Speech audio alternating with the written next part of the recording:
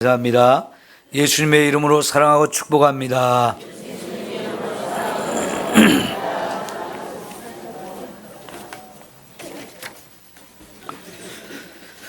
네, 오늘 말씀이 이제 27장부터 계속 연결되어지는데요. 27장부터 세 가지 사건이 계속 이어집니다. 첫째는 가나안 땅에 들어가서 바로 큰 돌비를 세우고 거기다 하나님의 말씀을 기록하고 그 앞에 돌단을 쌓고 거기서 하나님께 제사를 드리라 했습니다. 두 번째는 이제 28장에 있는 말씀인데요. 하나님의 말씀을 말씀에 순종하는 자에게 하나님이 엄청난 축복을 주실 것을 약속하고 계시고, 그러나 반대로 말씀에 불순종하는 자에게 또 어마어마한 저주가 임할 거라고 말씀을 하셨어요. 이제 29장과 30장에 세 번째 사건이 나오는데, 여기 모압 평지에서 전에 시내산 밑에서 하나님과 맺었던 그 언약을 새롭게 갱신하는 일을 하는 겁니다. 오늘 말씀과 또 30장에 있는 말씀이 바로 그 부분인데요.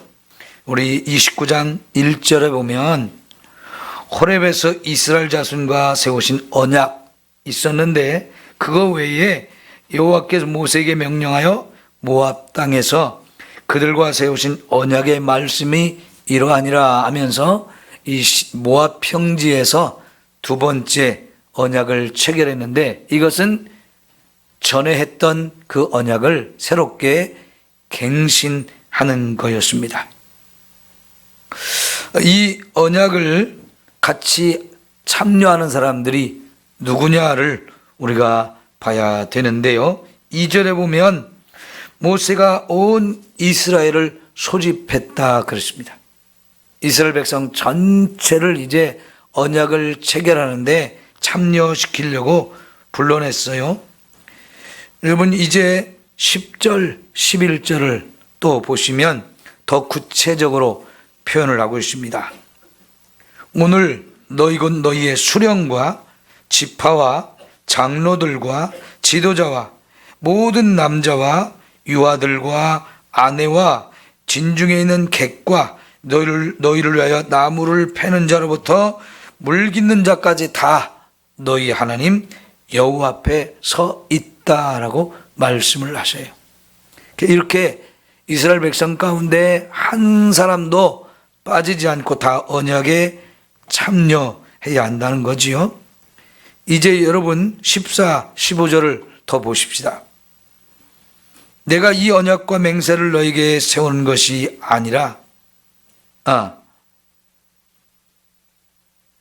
오늘 우리 하나님 여호와 앞에서 우리와 함께 여기 서 있는 자와 오늘 우리와 함께 여기 있지 아니한 자에게까지이다 그랬어요. 지금 여기 모압 평지에 하나님 앞에 서 있는 사람만 있는 게 아니고 여기에 없는 사람까지도 다 여기 언약에 참여한 것이라고 표현하는데, 그럼 여기에 지금 안 있는 사람 누구를 말하는 걸까요? 후손을 말하는 겁니다. 오늘 맺는 이 언약, 여기 있는 사람들만 해당되는 게 아니고 여기서 언약을 맺으면 너희들의 후손들까지 다 이 언약에 참여한 것이 되어지고, 그러면 반드시 이 언약을 지켜야 된다라고 말씀을 하시는 거예요. 이 시기, 언약을 맺은 시기를 우리가 생각해 보면 지금 가나안 땅에 들어가기 위해서 애굽에서부터 출발해서 광야를 거쳐 지금 요단강 건너편 가나안 땅 바로 건너편까지 와 있는 요 장소에서 하는 거거든요. 그러니까 이제 요단강만 건너가면 가나안 땅에 들어가는 거지요. 그래서 이 언약의 내용은 너희가 이 강을 건너 요단강에 들어가면 그때부터 이제 이 언약이 실행되어지는 거니까 너희가 가나안 땅에 들어가서 말씀대로 살기 위해서 지금 이 언약을 체결하는 것이다 하는 겁니다. 그런데 한편으로는 모세는 이 언약을 체결하고 나면 이제 31장 이후에 34장까지 보면 모세가 죽어야 합니다.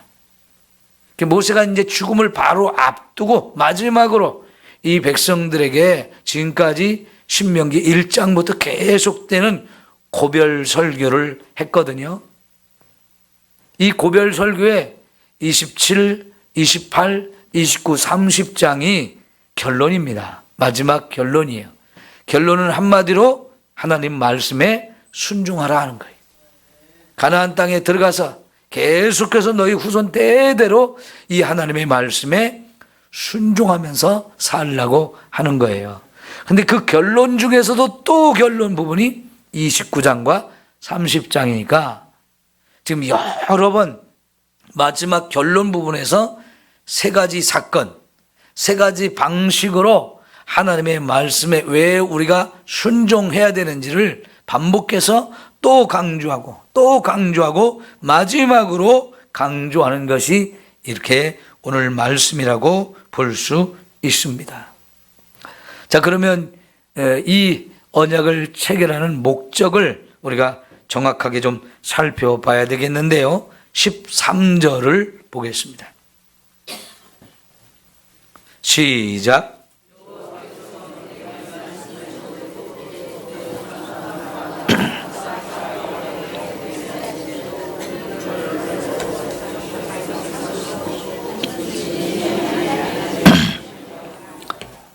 저만 읽으니까 목이 아프고서요.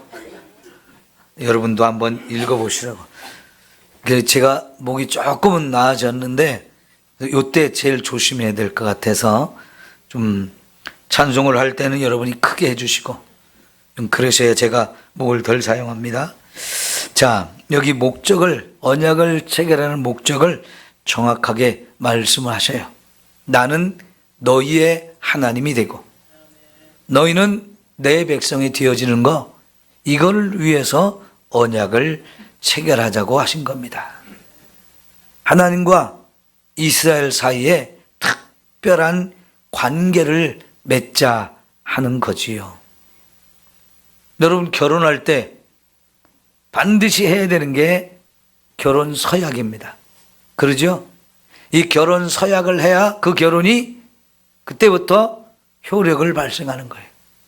이 결혼 서약을 하고 나면 성혼 선포를 하잖아요. 주례자가 이 두 사람은 이제 서약을 했습니다.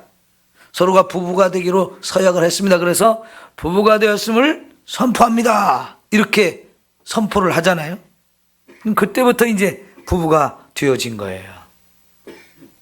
이 서약을 통해서 한 사람은 한 여자의 남편이 되고 또 한 여자는 이 세상의 수많은 남자 가운데 바로 이 남자의 여자로, 아내로 이렇게 서로 관계를 맺게 되어집니다.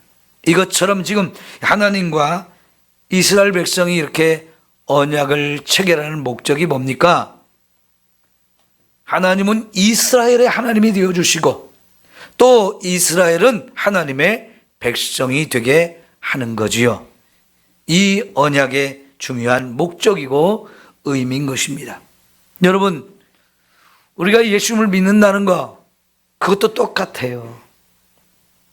내가 예수님을 믿음으로 예수님이 나의 구주가 되어주시면서 그 예수님을 통해서 하나님과 나의 관계가 새롭게 맺어지는 겁니다. 하나님은 나의 아버지가 되고 우리는 하나님의 자녀가 되는 거지요. 그래서 요한복음 1장 12절에 뭐라고 말씀했어요? 영접하는 자, 곧 그 이름을 믿는 자들에게는 하나님의 자녀가 되는 권세를 주신다. 예수님을 믿는 것, 그 예수님을 믿음으로 말미암아서 예수님을 통해서 하나님과 우리의 관계가 새롭게 정립이 되는데 하나님이 우리의 아버지가 되어주시.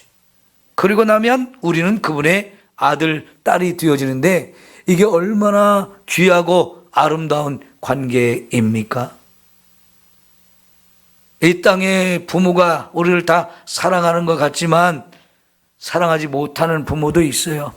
그래서 그 부모 때문에 상처를 받고 고통을 받고 아픔을 겪는 사람들이 세상에는 얼마든지 있습니다. 그러나 하나님은 우리가 하나님의 마음을 속상하게 하고 그 하나님을 배반하고 거역할지라도 하나님은 우리를 절대로 포기하거나 버리지 아니하시고 끝까지 우리의 아버지가 되어주셔서 저와 여러분을 사랑하고 저와 여러분에게 축복하시고 보호하고 지켜주시면서 필요한 모든 것을 공급해 주십니다. 이게 바로 예수님을 믿음으로 말미암아서 하나님과 우리 사이에 맺어진 특별한 관계인 줄 믿습니다. 여러분, 본래는 이 언약이 시내 산에서 이스라엘 백성들과 맺었던 언약이거든요. 근데 그 언약에 처음 참여했던 사람들이 누굽니까? 출애굽을 한 바로 그 사람들이에요. 근데 그 출애굽을 한 사람들은 애굽에서 430년 동안 지긋지긋한 종사를 하다가 하나님의 은혜로 거기서부터 하나님이 해방시켜 주셨잖아요. 그리고 그 홍해바다에서도 한 번 더 건너면서 다 이스라엘 백성이 죽을 뻔했는데 이스라엘 백성이 죽음이 아니고 이스라엘 백성을 죽이려고 왔던 이 애굽의 왕과 그 군대가 홍해바다에 다 하나님이 몰살시켜 놓고 이스라엘 백성을 위해서는 길을 내셔가지고 안전하게 싹 건너게 해 주셨잖아요. 이 기가 막힌 사건을 경험한 사람들, 출애굽한 1세대가 하나님과 이런 특별한 언약을 맺는 계약을 체결했던 거지요. 그런데 여러분, 그 사람들이 광야에서 그 뒤에 어떻게 살았습니까? 언약을 다 무시해버렸어요. 계속 불순종하며 살았다는 얘기입니다. 언약 체결한 거 그거 정말 다 무시해버리고 자기들 멋대로 계속 살면서 하나님을 거역하고 불순종했다는 거예요. 그러니까 여러분 4절을 볼까요? 그러나 뭐라고 그랬어요? 깨닫는 마음과 보는 눈과 듣는 귀는 오늘까지 여호와께서 너에게 주시지 아니하셨느니라 그랬어요.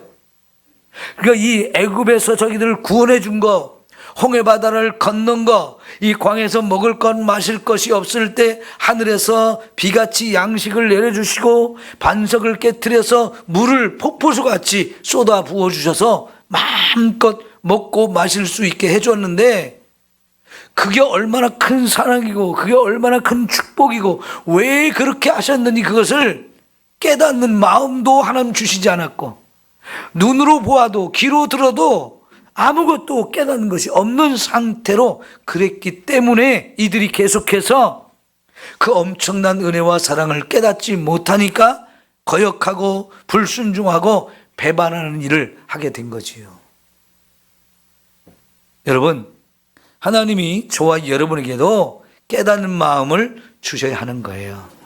오늘 우리가 지금 이렇게 하나님의 말씀을 듣지만 귀가 멀어 있고 눈이 막혀 있으면 보아도 본 것이 없고 들어도 들은 것이 없고 마음으로 깨닫지 못하는 상태가 되지.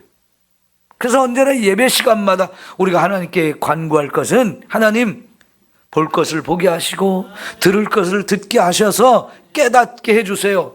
이건 하나님의 성령의 역사로만 가능한 거기 때문에 이 은혜를 자꾸 여러분이 구하시기를 바랍니다. 그래야 눈이 열리고 귀가 열리고 마음으로 깨닫는 은혜가 있는 거예요.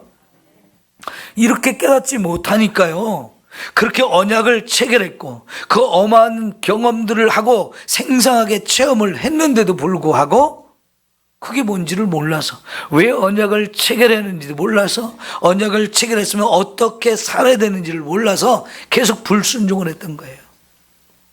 불순종한 사람들은 어떻게 됐습니까? 40년 동안에 광야에서 다 죽었죠. 그 40년이 왜 40년입니까? 그 사람이 죽을 때까지 기다리신 거예요. 그 사람들 그렇게 불순종해서 가나안 땅에 들어갈 자격이 없다는 거예요. 하나님은 그들을 가나안 땅에 들여보내기 위해서 애굽에서 끄집어냈어요. 그런데 그렇게 언약도 맺고 너무나 귀한 말씀도 주셨는데 그거 다 무시하거든요. 지키지 않았거든요. 그러니까 결국은 하나님께서 그들을 다 죽을 때까지 기다리는데 40년이 걸렸어요. 근데 그 40년 광야 생활이 쉬운 과정은 아니었죠. 먹을 것을 날마다 구해야 되는데 자기들 힘으로 먹을 거 구할 수 있었습니까? 없었지요. 근데 어떻게 40년을 그 광야에서 먹고 살았습니까? 광야에서 조상들이 죽었는데, 부모들이 죽었는데 배고파서 죽은 사람은 없습니다. 목이 말라 죽은 사람 없습니다. 어떻게 그게 가능했나요? 하나님이 하늘에서 내려주시고 바위를 깨트려서 물을 주셨기 때문에 가능했지요. 그건 뭘 말합니까? 말을 듣지 않고 그렇게 거역하는데도 하나님은 변함없이 사랑해 주셨다는 거예요. 그들을 버리지 않았습니다. 포기하지 않았습니다. 계속해서 사랑하고 품어주면서 정말 철 좀 들어라, 말 좀 들어라 하면서 계속 이끌어 주시고 인도해 주셨어요.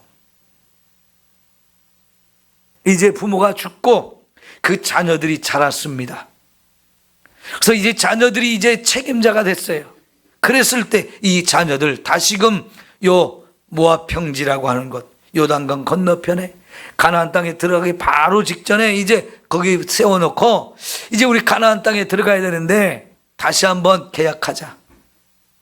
나하고 언약할래 안 할래?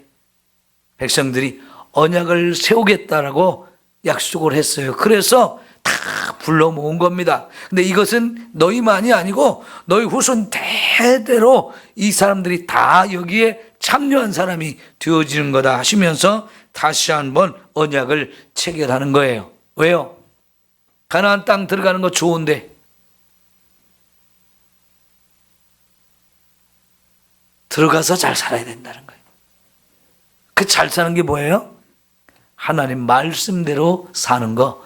그렇게 말씀대로 살자고 지금 언약을 체결하자는 것입니다.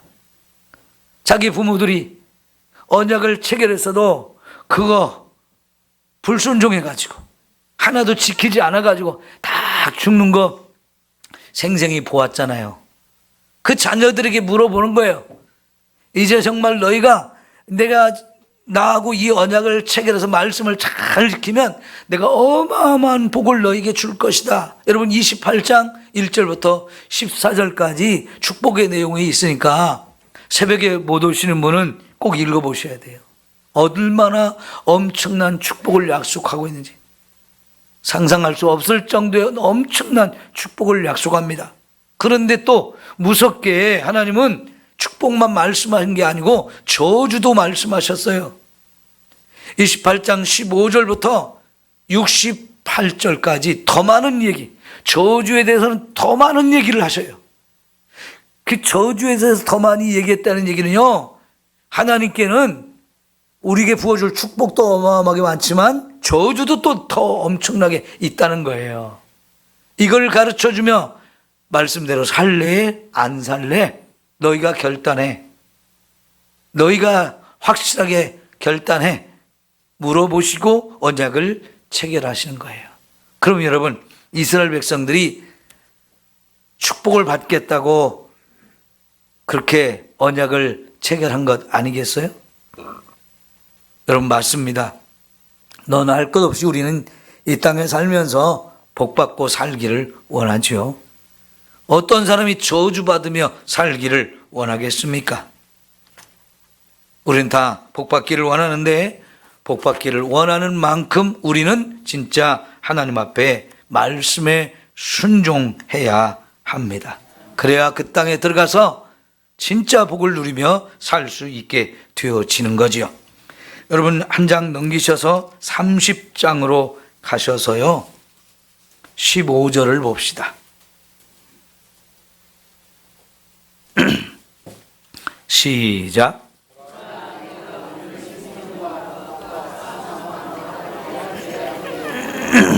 예, 생명의 길, 복 받는 길, 사망의 길, 화를 받는 길, 이게 하나님이 우리 앞에 놓아두셨다는 거예요.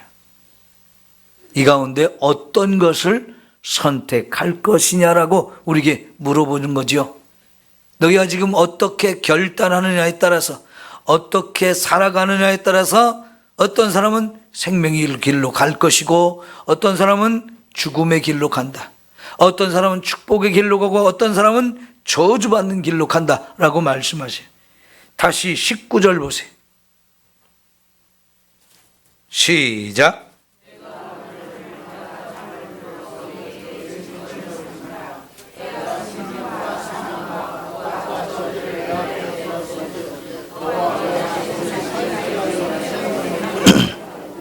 예, 하나님이 이 네 가지 중에 어떤 것을 선택하기를 원하신다 그래요? 생명의 길을 선택하기를 원하신다라고 말씀하시잖아요. 오늘 우리에게도 똑같은 질문을 하시는 거예요. 우리 앞에도 이 네 가지 길이 있습니다. 생명의 길이 있고 죽음의 길이 있어요. 복받는 길이 있고 저주받는 길이 있어요. 근데 하나님은 이 가운데서 우리가 생명의 길을 선택하고 복받는 길을 선택하기를 원하시는 거지요. 한번 경우의 수를 생각해 보세요. 생명의 길을 선택하기는 했는데 저주받는 길로 가는 사람이 있어요. 에? 생명의 길을 선택했으면 복받는 길로 가면 좋겠는데 생명의 길을 선택해 놓고 저주받는 길로 또 가는 사람이 있어요. 그러니까 예수를 믿으면서도 복을 못 받는 사람들인 거죠.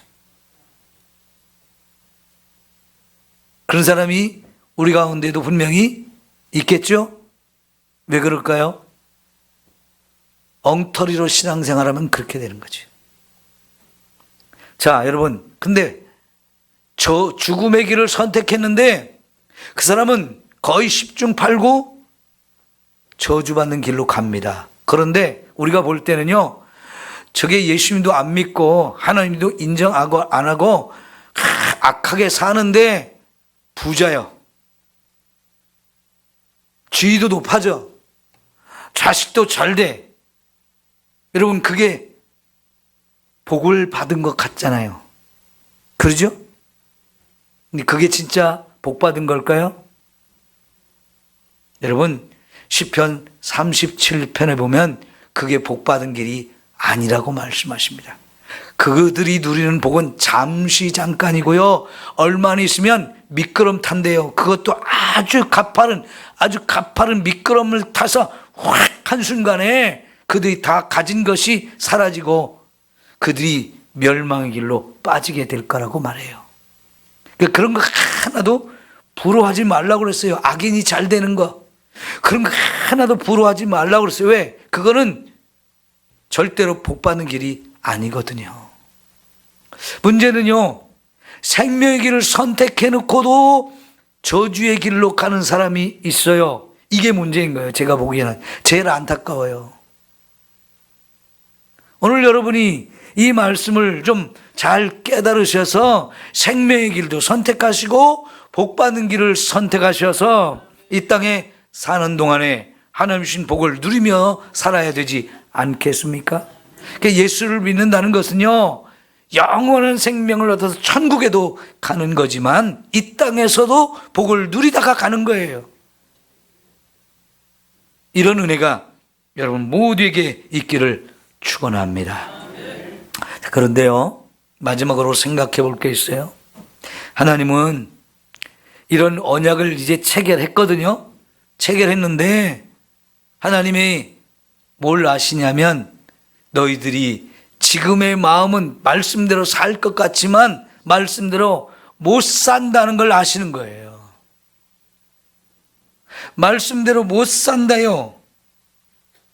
그래서 여러분 29장 16절 이하에도 너희가 이 언약을 체결하지만 말씀대로 못 살아서 생명의 길이 아닌, 축복의 길이 아닌 저주의 길로 간다는 거예요. 지금 제가 염려스럽게 얘기했던 것이 지금 이스라엘 백성이 그대로 임한다는 걸 말씀하시죠.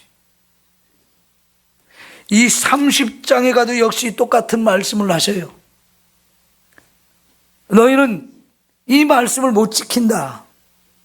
여러분, 하나님이 너무나 기가 막힌 말씀, 복을 받을 수 있는 말씀을 우리에게 주셨는데 왜 우리가 못 지키냐? 이 못 지킨다는 사실을 하나님 첫 번째 우리에게 가르쳐 주려는 거예요. 그래서 신약 성경에 가면 갈라디아서에 율법은 우리를 의롭게 하는 게 아니고 우리가 율법을 지킬 능력이 없다는 것을 보여준다라고 가르쳐 주고 있어요. 그것이 로마서 7장에 가면 사도 바울의 고민이었어요. 오호라, 나는 곤고한 자로다. 누가 나를 이 사망의 몸에서 건져내랴 하면서 탄식하고 절규했는데요. 왜 그러냐면 나는 분명히 하나님의 말씀을 따라 살려고 하고 내가 정말 원하고 노력도 했는데 이상하게 살아보면 그렇게 못 살더라는 거예요. 오히려 원치 않는, 난 정말 그 길로 가고 싶지 않은데도 자꾸 죄의 길, 말씀을 지키지 못하는 길, 그래서 하나님을 거역하고 배반해서 결국은 멸망의 길로 자꾸 가더라는 거예요. 왜 그럴까요? 이건 바울만의 문제 아니고 이 세상의 모든 예수 믿는 사람도 심각하게 고민할 수밖에 없는 문제예요. 왜 그럴까요?